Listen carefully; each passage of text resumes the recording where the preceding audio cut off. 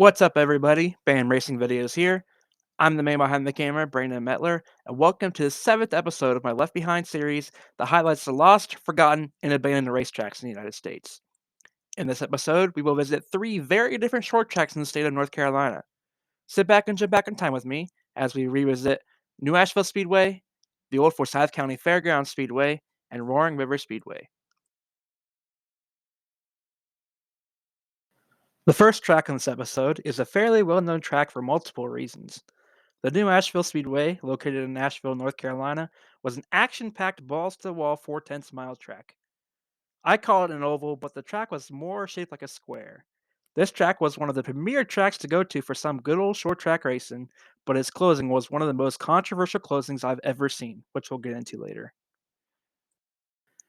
New Asheville Speedway, also known as Asheville Motor Speedway, was built in 1960 on the west end of what was then an airport runway. The track started out as a dirt track for 2 years, but was paved in 1962 in an attempt to attract NASCAR. The track got its name New Asheville Speedway in reference to the operation of other tracks in the area, including Asheville Weaverville Speedway and the McCormick Field Track. On most nights, New Asheville Speedway hosted a regional late model racing and traditional stock car racing. The track held its last NASCAR event in 1971, but continued to hold weekly racing all the way to its closure in the late 90s. Many local heroes were heavily involved at New Asheville, including Bob Presley, Randy Porter, Harry Gant, Tommy Ellis, and the famed Jack Ingram. During its heyday, there was no doubt that New Asheville was one of the most popular racetracks in the entire country. Speaking of Jack Ingram, he was involved in what was one of the most popular incidents in the racing world at the time. In 1986, Jack Ingram was the frontrunner in the North Carolina Late Model Championship race until competitor Ronnie Presley passed him on lap 141.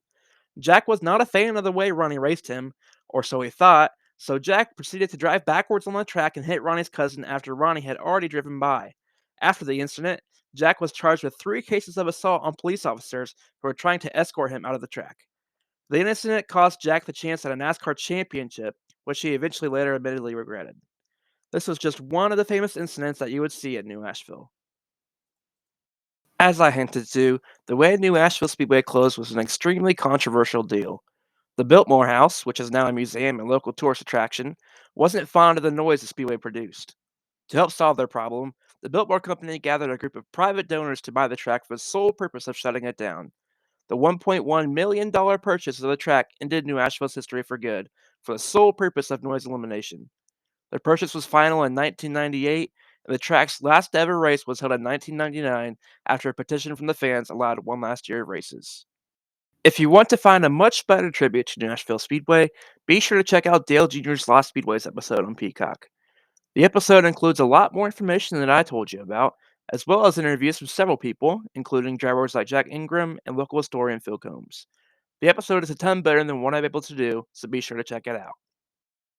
Today, the track is now known as Carrier Park, which is honestly a very cool way the city and its counterparts preserve the history of the track. Complete with a multi-use hockey rink, sand volleyball court, basketball court, bridges and walkways, and a full playground, this park is completely free and open to the public. You are also able to walk around the entire track in the exact places the cars raced for over 30 years. There are also several plaques and statues near the site of the grandstands, and the original wall and scoreboard are also still standing. If you ever find yourself in Nashville, North Carolina, be sure to head to Carrier Park and make a visit to the old New Asheville Speedway.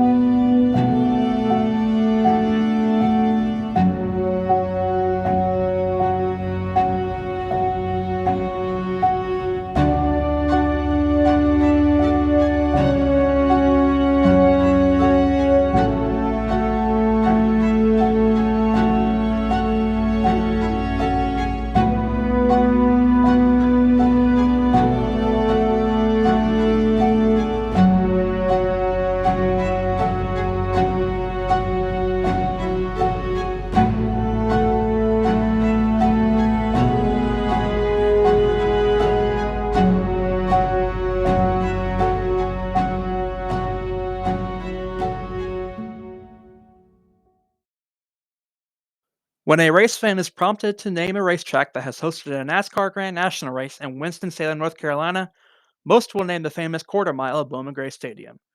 The next track on this list, however, lies just across town at the current Winston-Salem Fairgrounds. The Forsyth County Fairgrounds Speedway was located on the north side of the famed town of Winston-Salem, North Carolina. Forsyth County Fairgrounds was a half-mile dirt track that was purposely built for horse racing. The track was a fairly short-lived track, only lasting from about 1955 to 1963 on most records. The track did host AMA flat track racing and horse racing throughout the 1960s and 70s before being torn down to make room for a new coliseum and fairgrounds. The property was very well known for the continuous Dixie Classic Fair, and that name ran over into the involvement with the track, which eventually hosted the Dixie Classic Fair race. The track most commonly held only yearly racing, including some of the popular modified and hobby divisions at the time, but it did host two NASCAR Grand National races in 1955, the only year the track was on the schedule. Lee Petty claimed both of those wins that year, one race in a Dodge and one in a Chrysler. Both races, interestingly enough, lasted shorter than 2 hours, which was a bit unheard of at the time for a 200 lap race at a half mile dirt track. A tragic accident occurred at the track's last recorded stock car race in October of 1963, which could have had an impact on the track's ultimate demise. On the backstretch on the east side of the track, around 300 spectators were packed together watching the race on their own private property when a car lost control and went through a wire fence, killing one spectator and injuring several others. Bob Waugh of Statesville, North Carolina, was the driver of that car, and he claimed the worsening track conditions caused the throttle to hang and lose control. The only thing that is noticeable today at the site of the old Forsyth County Fairgrounds Speedway is the original grandstand structure, a building in the infield, and the scar of the turns on the north and south ends of the property. The track was completely leveled and most relics were demolished to make way for the new fairgrounds. The next time you're there at the Winston-Salem Fairgrounds, take a moment to make out where the track once was. And always remember to support your local short tracks.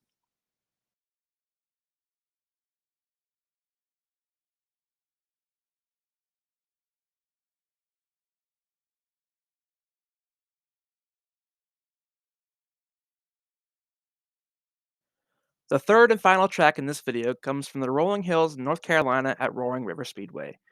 Roaring River Speedway was a 4/10 mile dirt track located near Lomax, North Carolina, not far from Elkin and Friendship Motor Speedway. Roaring River Speedway was a Friday night track that was highly popular in the area. Many race fans on social media today remember going to Roaring River on Friday nights and then swinging over to nearby Elkin on Saturday nights. Today, not much remains of the old Roaring River Speedway. The only traces of the track include the grass banking in the corners and a building in the infield that is overtaken by Mother Nature. The old grandstands and front stretch wall also peek through the trees and brush and are still very noticeable to this day. Unfortunately, Roaring River Speedway doesn't have a lot of recorded history that I was able to find, so I'll let the images do the talking.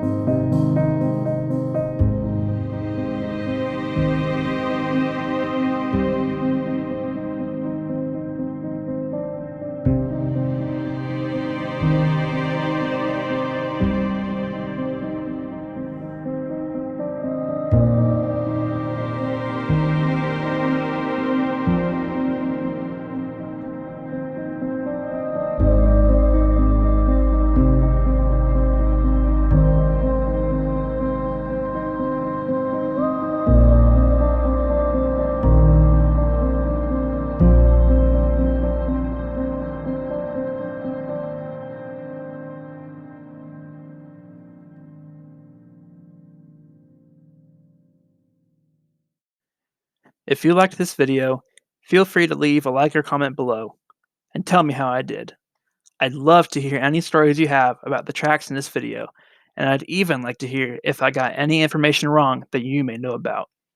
Please consider supporting me as described in the description of this video. Don't forget to subscribe so you don't miss out on the next video in this series. I can't thank you enough for watching. Support your local short tracks so they don't become left behind.